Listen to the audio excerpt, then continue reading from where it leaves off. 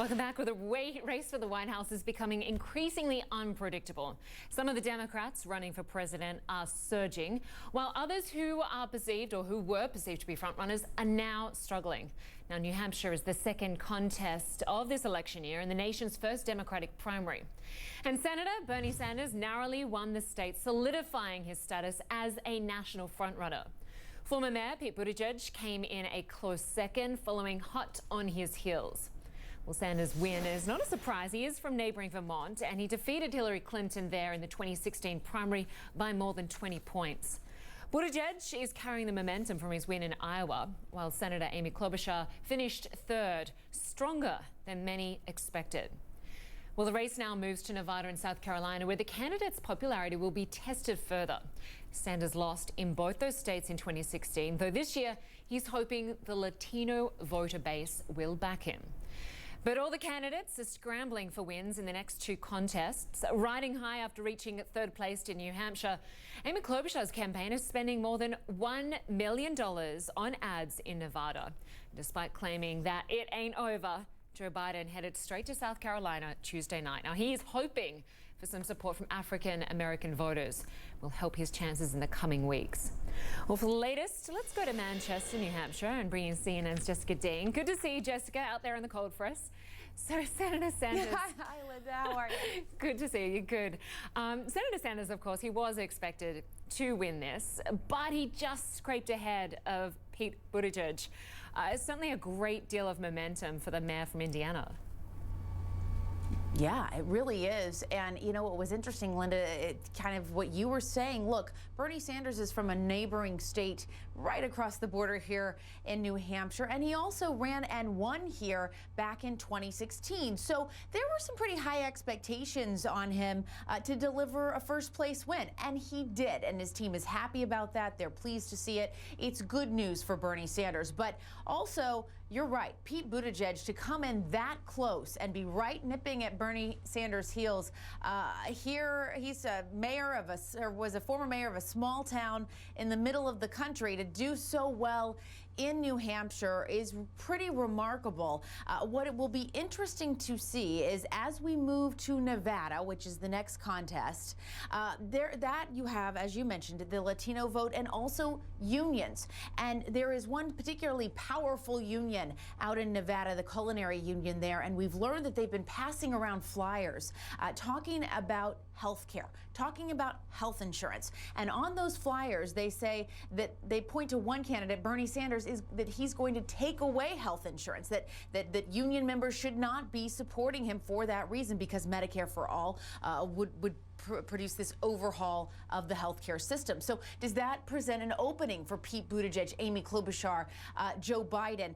Pete Buttigieg and Amy Klobuchar have both struggled with more diverse populations within the Democratic Party. They really struggle with African-American support. They are in the low single digits. And that is where Joe Biden really does well. He has long maintained very strong support within the African-American community. So after Nevada, they go to South Carolina. That's where a large population of African Americans make up the Democratic electorate there. So, of course, the Biden campaign really pinning their hopes on South Carolina and then going into Super Tuesday. But the bigger takeaway for where this race is going is that we've now had Iowa and New Hampshire vote. These are predominantly white, more liberal states here in the United States.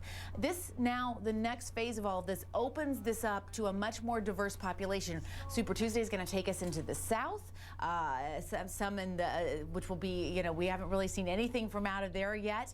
Nevada, of course, takes us into the Southwest. California will go out west as well.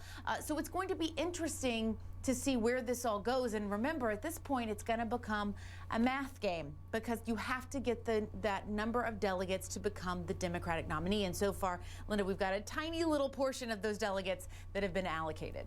Right, yeah, just two states so far. But the biggest surprise really is how badly the former Vice President Joe Biden did in the polls. I just want to bring up those numbers again, because the frontrunners are both Sanders and Buttigieg tripled his figures. I mean, Biden got 8%. What's it going to take for him to come back and remain viable? Yeah, I mean, it's just astounding to see a two-term vice president with very high name recognition not be able to break into double digits. He's not even going to walk away with any delegates from New Hampshire, which is truly remarkable. His team had anticipated that he maybe wouldn't be as competitive here, but even still, this is lower and more disappointing than even what I think they had anticipated or let's say hoped for. And you could definitely see the writing was on the wall when he packed up and headed out of here before the polls closed. It was still daylight in New Hampshire, and he headed south for South Carolina last night, looking really for a reset. They really have to keep, the thing for the Biden campaign is we've got a couple weeks now. I think it's 17, 18, 19 days between now and South Carolina. We've got Nevada in there as well.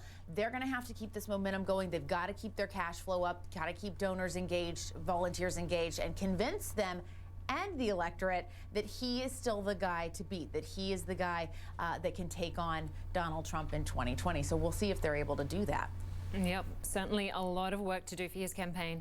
All right, Jessica Dean, good to have you out there for us. Thanks so much. Yeah, thanks. Well, more now on how the candidates are spinning the New Hampshire results and looking ahead to Nevada and South Carolina and the other races, as Jessica mentioned. Well, CNN's Abby Phillip has more. This victory here is the beginning of the end for Donald Trump. With a win in New Hampshire, Senator Bernie Sanders taking control as the Democratic frontrunner. No matter who wins, and we certainly hope it's going to be us, we are going to unite together and defeat the most dangerous president in the modern history of this country. But not too far behind him, Pete Buttigieg. Here in a state that goes by the motto, live free or die, you made up your own minds. The former South Bend, Indiana mayor earning a strong second-place finish, once again saying he's a great alternative to voters who may see Sanders as too progressive. Vulnerable Americans do not have the luxury of pursuing ideological purity over an inclusive victory.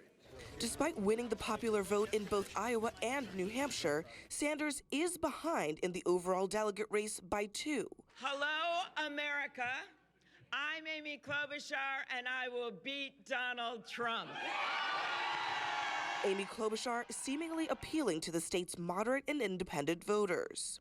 Donald Trump's worst nightmare is that the people in the middle, the people who have had enough of the name-calling and the mudslinging, have someone to vote for in November. The Minnesota senator ending Tuesday's contest with a surprisingly strong third-place finish and a new attitude. We've been strong and we've never quit. Senator Elizabeth Warren, who placed 4th, praised Klobuchar for her performance. I also want to congratulate my friend and colleague, Amy Klobuchar, for showing just how wrong the pundits can be when they count a woman out. With a 5th-place finish, Joe Biden left the state even before the votes were counted for South Carolina. It ain't over, man. We're just getting started. Eager to quickly put his dismal showings in the first contest behind him. We just heard from the first 2 of 50 states. Now, where I come from, that's the opening bell, not the closing bell. And the fight to end Donald Trump's presidency is just beginning. Just beginning. But Biden isn't the only candidate looking ahead. Sanders is setting his sights on the next states and Super Tuesday. We're going to Nevada. We're going to South Carolina. We're going to win those states as well.